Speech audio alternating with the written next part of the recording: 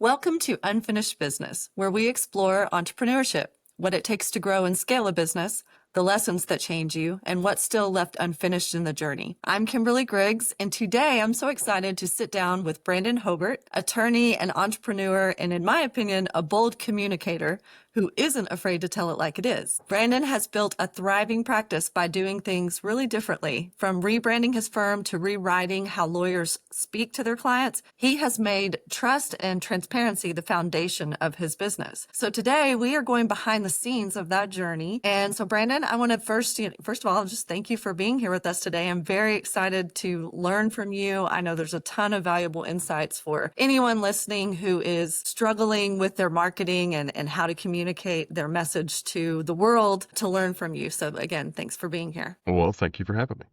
Yeah, likewise. Okay, so let's just kind of jump into the beginning.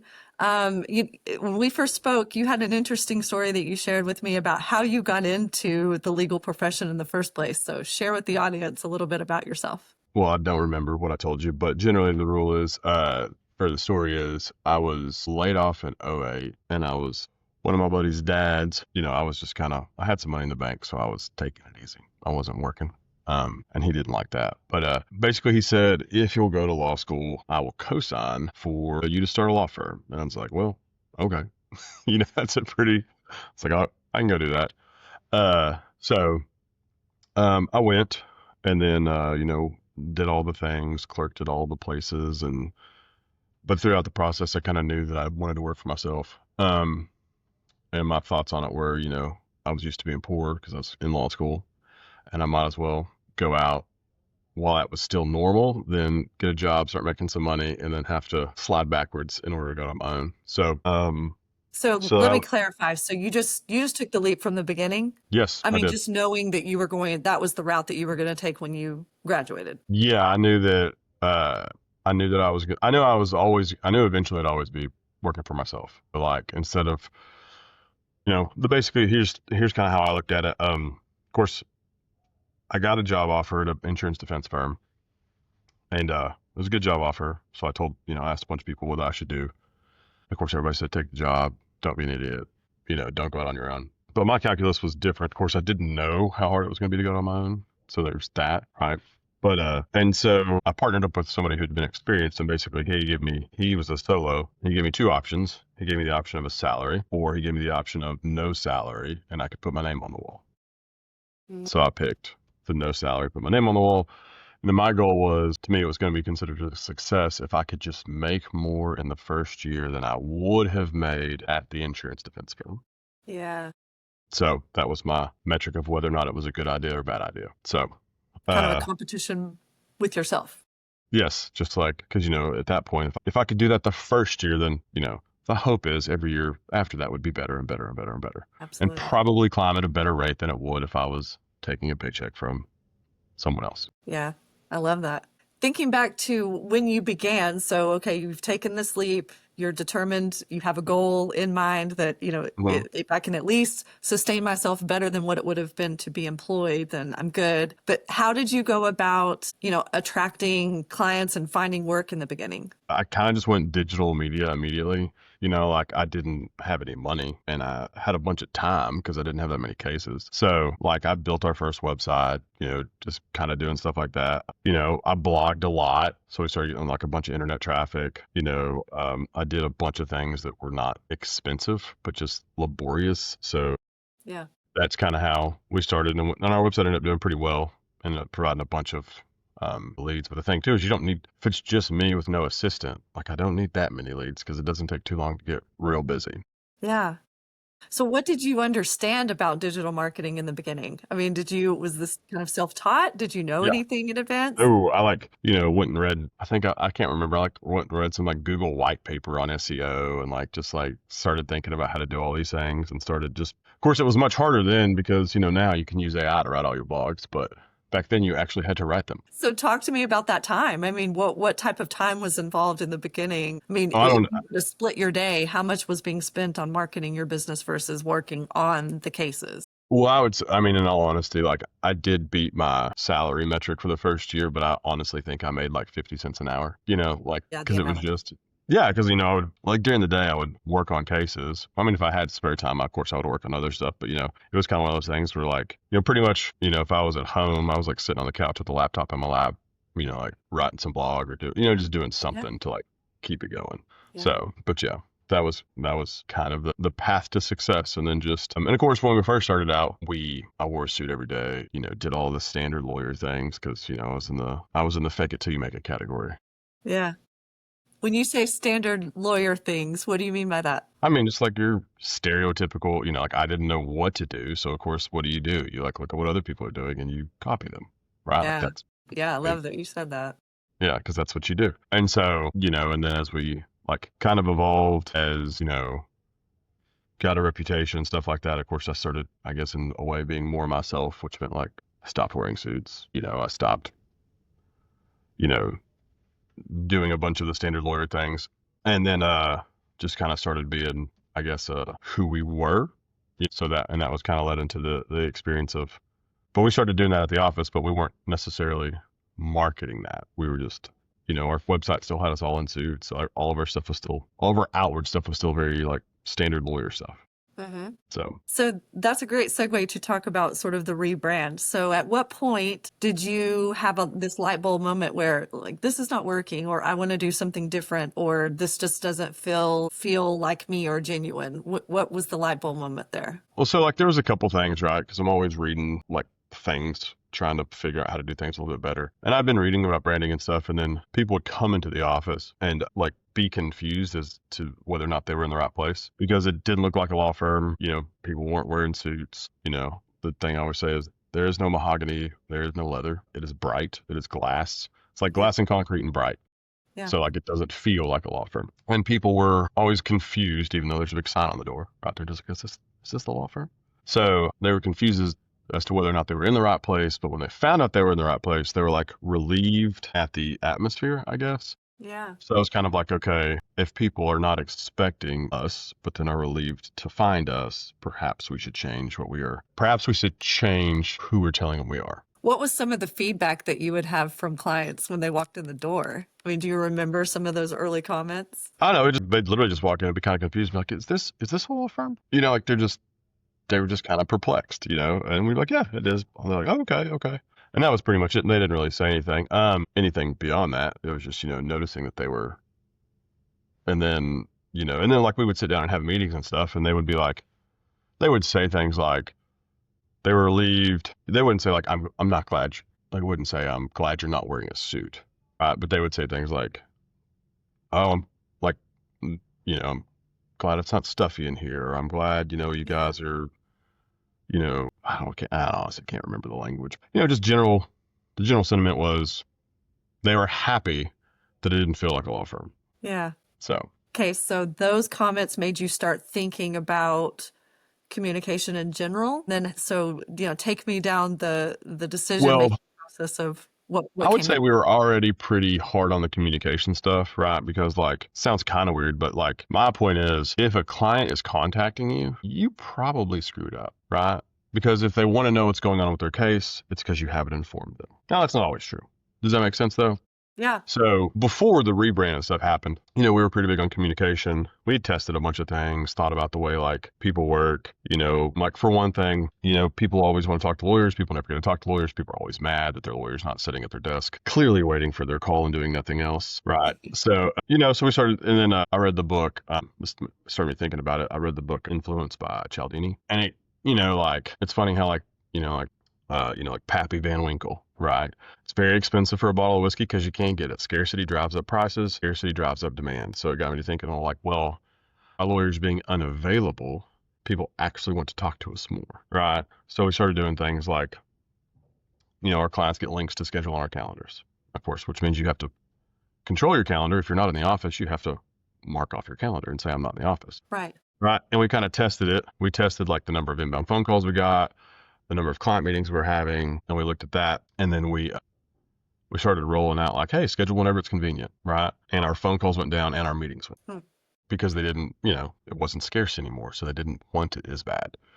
So just stuff like that. I love that point because I think so many businesses fall into that. And particularly as, you're in the growth phase or scaling phase when you are still wearing all the hats all day. It's not at least what I hear businesses struggle with, that they don't want to communicate. It's It's hard. there's too many Yeah. plates spinning. So how do you control that? It's like they're looking for a process, but you actually tested it, is what I'm hearing you say. Yeah. And we also have like I think a lot of like software that lawyers purchase is like super capable. I think lawyers are bad at using it. Right. So like we've also set up like a bunch of automated reminders and stuff like that. So like when we update their cases, they get notifications. They're like, hey, it's moved to this stage and here's what's going to go on and here's how this stage works. And so like kind of feeding them information all of the time, we tend to get less phone calls, if that makes Yeah. So what I'm understanding is that you went to work before really any of the rebrand per se. You sense. went to work on the internal perspective of building a system that would Yeah. allow you Because to it's like be proactive in communicating. right. It's the thing, right? Is like it's kind of weird to wrap your head around, and I think, well, like there's the E-myth, and of course there's the E-myth attorney, which I think is still hard for lawyers to grasp because the E-myth attorney is about an estate planning practice. And of course, if you're litigating, you're like, this does not apply. Right? Litigation's different. And litigation is different, but it's not that different, right? And like you can just kind of like, for instance, when was the last time you ever had, and I just want to think about like you call a client and tell them a hearing's been scheduled, right? Is that ever a 3-minute conversation? Oh, you can't just be like, hey, hearing's been scheduled. You know what I mean? And then Yeah. they kind of freak out about what do we got to do, blah, blah, blah, blah, blah. So like we think about how to use that, like something we've done. When a hearing gets scheduled, we don't call them because it's not going to be a 3-minute conversation. And they're going to ask 100 questions that you can't answer, because the hearing might be 9 months away and like discovery hasn't concluded yet, Mhm. just depending on what's going on. So kind of what we do is like we notify them of the hearing via text, right? And then in that text, they have a link to schedule a time for hearing prep, Uh-huh. right? So then they can schedule a time and then they can come in and then everybody can be ready for the conversation. And then they're not stressed out about when they're going to come get ready for the hearing because they Yeah. now know. Just like little things like that. Like, what is the point of? Because I guess too, the thing that I think lawyers forget. Because I wish I could remember now. There's 2 quotes from Chris Voss that I love. I'll mess them up. But like the unknown is the most stressful thing, right? So if you can eliminate that, they typically will chill out a little bit. Like Mm. knowing when they're going to prep, knowing that this is all going to be taken care of. And I'll mess these quotes up. But something like there's 2, and I'm not going to get them right. But one of them is something like people that are acting irrationally are acting on needs and desires you do not yet understand. Right? Right. That's one. And then there's another one, and I don't remember this one there as well, but it's basically, I wish I could remember it, but it's basically like the gist of it is don't like, and it kind of pairs with this one. It's basically they don't know what you know, right? So like, that's the thing about like when things happen in a case and we're like, it'll be fine. Don't worry about it. That's our response because we know it'll be fine. And we Right. know 50 things about that particular situation that the client does not know. And we forget that. That's kind of why, and that's where like automations are good and like templates are good, right? Because if I'm going to explain something to a client, you're a lot less likely to write some, 4-paragraph message over something simple. Mm-hmm. But if you kind of build a process, you can build that template. And then when that thing happens, you can send that message and then they get all that information and then they are less. Yeah. Yeah. So from the inside out, you started noticing just improvement in the client's reactions, less volume of phone calls, more manageable. So Yeah. then, And kind of it goes along with efficiency too, right? Because it's like, well, it's an interesting mix, right? Like most lawyers don't bill that much each day because there's a whole bunch of stuff going on that they got to deal with that's not, right? yeah, And so kind of by like building in a process, you're actually taking a bunch of the busy work and making it simple. And there's another piece of it, which is by doing all of this stuff, it's elevating, I believe in like elevating every employee to their highest and best use, right? So if we have automations that notify people of things and remind people of things and explain people to things, now your paralegal's not doing that. yeah, Right. So now your paralegal can do more like higher level work, which means your lawyer's not doing that work, which means your lawyer then gets to do higher level work, which kind of just in the end means everybody's working on more important things, which often leads to more, more billing. right. So when you started figuring out this system, where were you in terms of growing, your team? How did this system impact your development? How quickly you could scale? it impacted a lot, right? Because like you kind of have, well, like we built like task sets and stuff, right? So even when you're like training somebody how to do something, you're like, if you just mark this task complete, the next one will pop up, right? So like you're not having to like literally when somebody's like working, once you think about the whole process and design it, somebody comes in and they're like, I got a task to do X. I did X. I marked it complete. Next task goes. Right. And it also, because lawyers are bad at working with people, they're bad at delegating. It also forces delegation because the lawyer gets a task, lawyer does his thing, marks it complete, and then it automatically assigns a task to someone else. Yeah. So they don't have to like go in there and be like, hey, Kimberly, I need you to 1, 2, 3, 4, 5. Right. It's just going to happen. So kind of that way, it makes like the teams work better as unit, like everybody kind of flow together a little easier. I mean, that's thinks about that too, is like, people spend a lot of time explaining things to each other, and most of the time. Yeah. I know there are specific systems that are able to manage a practice. Are there more generic for anyone kind of starting out looking to build a customer service engine such as you did? Are there other softwares or tools that you know out there that are more generalized? Well, I guess let me try to figure out what you mean. Are you saying like non-law firm specific ones? I mean, there are. Honestly, we've stuck to the law firm specific stuff, right? Because it's easier. Because when you start looking at the other stuff, sometimes you have to change a bunch, right? And it gets very complicated. Honestly, I think most of the law firm specific stuff's pretty good now. I mean, I think 4 or 5 years ago it wasn't, but it's come a long way. Yeah. And so if you use it, the issue is just to use it, right? I feel like there's a lot of features and a lot of stuff. Most people don't use them. And of course, it's also more difficult. Like the more practice areas you're in, the more complicated this gets, right? Sure. Because you got to build a process and a flow for everything. And so if you're a small town generalist, like it's never going to happen because you're going to have, it's going to be hard to build processes for 12 practice areas. And that's a good point. So do you feel, I mean, even for, non-legal specific, but do you feel like specializing helps to really hone that process and perfect it to some degree?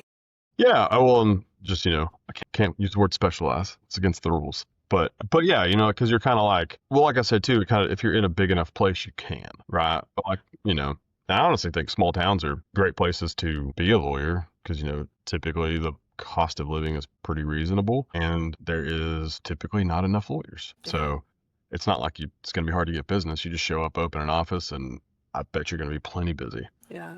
But, the downside of that is it's going to be hard to do all the stuff we're talking about because it's going to be so, you're going to have every kind of case under the sun. Yeah. Typically. What would your advice be if that's the predicament that someone's in? I think, well, my advice, it's kind of what we did, right? It's not like when I started out, I mean, here's one thing I think people do too. I still think you can get fairly like narrow in a small town, but of course when you start out, you can't. Right? Because like I've talked to lawyers about this. I've talked to a lot of lawyers about going on their own because of course I did. So people have talked to me about it because they know I did. I think it's okay. I mean, when you open your doors, you're going to take whatever comes in the door because you got to eat, But that doesn't mean, I think people confuse that with saying you can't. I think you should still market for what you want, right? Like you can market to be an estate planning attorney and take a divorce. That's fine. Yeah. Right. But if you market for everything, then you can never kind of narrow yourself. Right. Yes. So like, I think even in the small towns, you should eat, take whatever you need. Right. But think like, here's where I want to go and just kind of start drilling in that direction. And maybe in 3 or 4 years, you've got 2 or 3 practice areas. Yeah. So that's a good segue to kind of back to the rebrand. Again, kind of built this system, you have things working and operating internally. Now you're ready to go all in and invest in this concept, which again, when I came across your site it was entertaining. So it grabbed my attention. And I think in a day and age where everyone is competing for time and attention because we're so inundated by messaging, your firm does a really great job of making that stand out. Tell me the story of, tell me the evolution of the brand. So we, internally we kind of started talking about it, like what we needed to do, what it needed to look like, stuff like that. I truly, and I'll say this, like I don't understand. Like I understand there's plenty of things I understand the need for, but if like it was up to me to actually execute them, I would fail miserably. So I got some help, right? And I got help from a guy named Chris Murphy, and he was awesome. So he kind of, we met and talked, and he like met all of us. We talked through stuff. He talked about, he talked to me, he talked to a bunch of people that worked here, and he kind of, like, we already had our tagline, the boots not suits thing, right? And we had already, knew we wanted to rebrand, but like we didn't really know how to execute it. And so he came in and helped us like build that out and like get a brand book, kind of like drill down so we could understand exactly what we needed to do. Does that make sense? Yes. So how so far So tell me a little bit about how this new brand approach has been received by clients. I think generally they like it, right? Because, oh, and when we were talking about the branding, right? When I talked to lawyers about doing this rebrand, all of them kind of said you shouldn't do it. But when I talked to other businesses, like other business owners, they seem to think it was a good idea. If that kind of makes sense. It's been received really well, I think. And one thing is too, like we're memorable, right? Because we do not look like another law firm. Yes. So What was the that feedback? is, I'm just curious. What was the feedback of other attorneys that you spoke with? they just didn't like it. It wasn't like super negative. I'd just be like, here's what I'm thinking about doing. Basically, I would basically explain it. And of course, I didn't know what the brand was going to be yet because it hadn't been done, right? I didn't know exactly how it was going to look or feel. But I was basically like, taglines, boots, not suits. We want to do all of our branding. We're like, you never see us in a suit. You don't see us do any lawyerly things. We're not going to have, our website's not going to have 3 people in a conference room looking at documents as the B-roll. Like the very classic, like we're not going to do any of that. And that was kind of it wasn't like super negative. Of course, any of the lawyers I'm talking to, they're very aware that, like, I guess, and we're not the first people to do this, but, one thing we did that was real funny a few years ago was we gave away a free divorce for Valentine's Day. And so that got some people, and we're in the South, right? We're in the Bible Belt. So that got some people riled up. Yeah. Yeah. I think the TV station told us within 30 minutes of the first commercial rolling out, they had 50 or 60 complaints. So. Wow. But So, I mean, what was the impact to your business? I mean, do you think you it was noticed? good. I mean, we had over, I mean, we're in a small, I mean, like Little Rock is a big city in Arkansas, but it's small in comparison to other places. Yeah. Right. It's like 200,000 people. But I mean, I think we had north of 1,000 entries. And yeah. And it was kind of funny because some of them were both sides of the marriage. So I guess those people definitely wanted it out. So But again, I mean, you became top of mind in doing right. Yeah. different, It's just non-traditional. right. Yeah. Yeah. And it's like, the stuff's pretty reasonable with that stuff. But we've done stuff like that before, right? So like when I'm talking to other lawyers about and we've kind of been known for, uh, like I said, small place, but, we've done things like that before where, I guess in Arkansas or Central Arkansas, we were already known for like interesting advertising, marketing kind of situations, Yeah. right? When I was talking to people about this, they already kind of knew our vibe. I know nobody was too dismissive. They were just like, I don't, and I don't like that. And I don't think that's going to work. I don't think people will like it. Just stuff like that. Nothing Yeah. too terrible. But So tell me, so beyond increasing volume and gaining people's attention, one thing that when we first began talking, you had mentioned employee retention, which yeah, I thought and was amazing. So share that with everyone. well, even like applicants, right? Like I remember just after we launched the rebrand, we ran our first, like we just need to hire somebody. It wasn't like, but it was the first time we'd hired somebody like with the rebrand. And I think we had to shut off the job posting because I think within like 24 hours we had like 300 applicants. And so, that's always a nice problem to have, right? And so, and even as things go, right? Like I get cold emailed all the time from people just being like, "Hey, I want to work for you." And so, that's nice. Yeah. So It's like you created a persona of this non-stuffy, fun, personable vibe, and it became a culture, is what it sounds like to me. yeah. And I think people too, also I think they appreciate, like when we explain to people, here's what we do, right? Because like we do take people out of their most stressful situation in their life and we gotta have to help them through it, right? So it's like we train people on how to talk to people, and because it's hard. It's like, and then somebody did this to me and it really made sense to me. They said, client walks in, says, my dad died, right? What's the first thing out of your mouth? And of course the first thing out of my mouth is, was there a will? Where did he die? Like I'm going like, let's fix this problem and move on. Yeah. Right. And then he said, your buddy walks in and says his dad died. What do you say to him? Yeah. Totally And I different was, reaction. yes. And I was like, this is why people hate lawyers. Yeah. It's not because we're moving past like the human interaction of it and going to like, okay, there's this legal issue that we have to deal with. Yes. Right. But we kind of forget in the middle that we're all humans and that part of it's actually a little more important. They care more about that than they care about, I would say that most people think if they hire a lawyer, the lawyer can fix the problem. They're not worried about our pedigree or our ability to take care of it as much as we think they are. But what makes them come back or refer is the experience that they had inside. Right. Yeah. Yeah, absolutely. Well, I want to be very mindful of your time, but just a few more questions to wrap up here.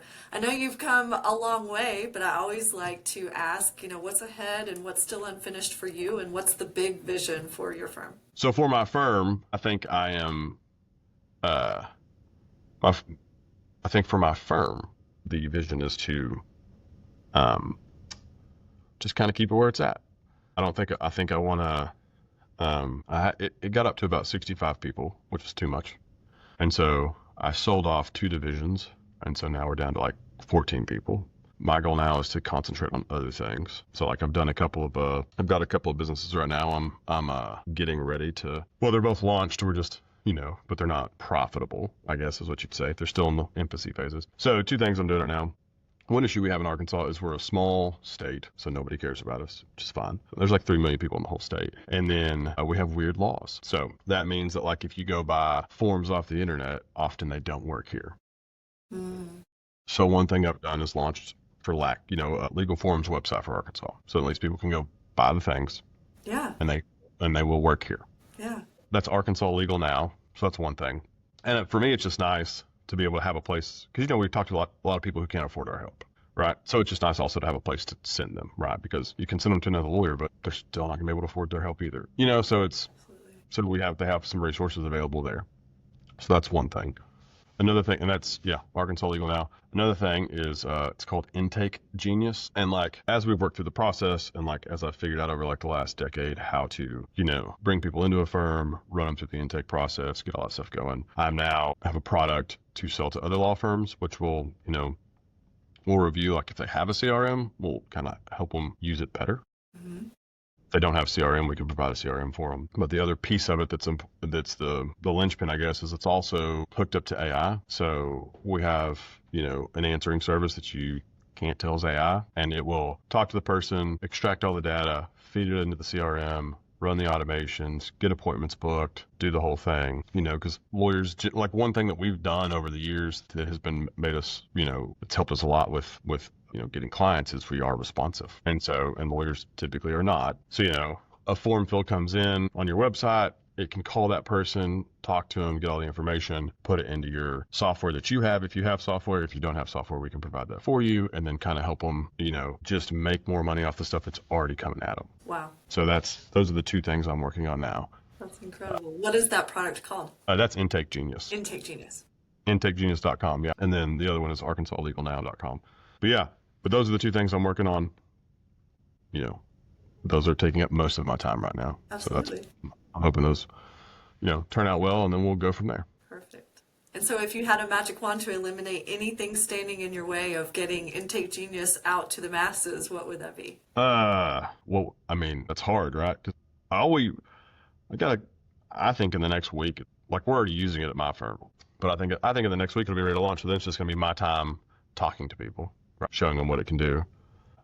I think once lawyers see, I don't think it's going to be hard for lawyers to see that it's worth the money, right?